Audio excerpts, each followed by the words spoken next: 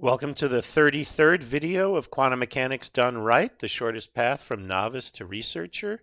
In this video, we're going to talk about how we made the art that goes into the book. As you can see here, we have images of Paul Dirac and John Hubbard and Hans Bethe, and they've been made to look like sketches rather than photographs. I decided rather early on that I wanted to do something different than just showing photographs. And even though I have a lot of artistic talent in my family, my grandmother was an artist, my mother is an artist, sadly those talents have not passed on to me, and I don't feel comfortable taking the time to do sketches of all of these different people. But there's lots of things that can help you now with converting photos into things that look like sketches, and that's the kind of thing that I used. And I wanted to make this video to show you how it's done in case you find it interesting and you want to make your own. It's really not that difficult to do. The place that we started was that you had to find an interesting photo that you wanted to convert into a sketch. And because even today most book publishers would like you to have all your images in black and white, and because most of the people who are involved in working on quantum mechanics were from a fairly long period of time ago, I decided everything was going to be done in black and white. So if I have a color image, of course, we'd first have to convert it into black and white. But really, the first thing you have to do is find the photo that you want to convert into a sketch. So here's what we did. We found nearly all of the photos that we used from the Emilio Segre video archives of the American Institute of Physics. And if you're not familiar with this, it is an absolutely fantastic resource.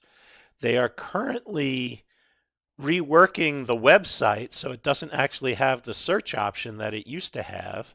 This is the current website that is where it is at, but you just need to search for Emilio Segre Visual Archives and it will take you to the right spot.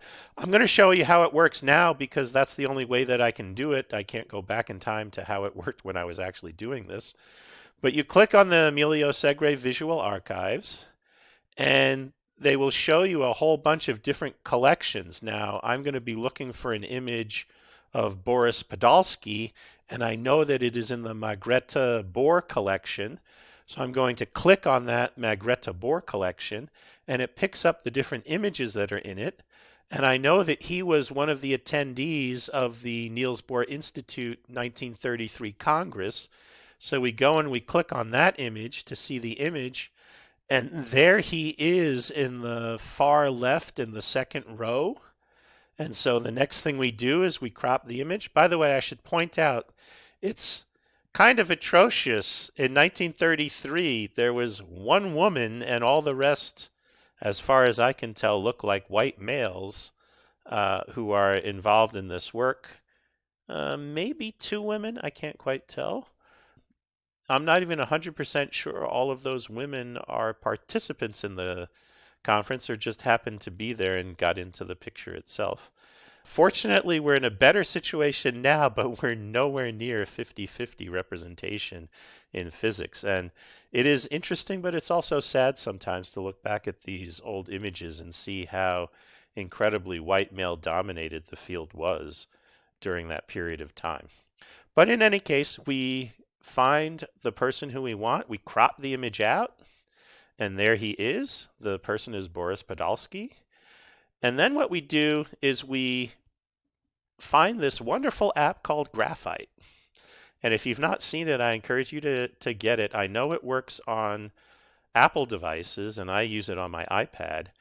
It will take an image and it will do all different kinds of versions. You can get pencil sketches, you can get ink sketches, you can get charcoal sketches, you can get crayon sketches, you can get pastel sketches, and so forth.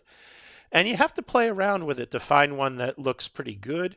Sometimes you have to edit it a little bit. In this particular image, I had to edit the right eyeglasses because they just didn't come out well in the filter, and I didn't do a great job with it, but I did an adequate job with it, I would say.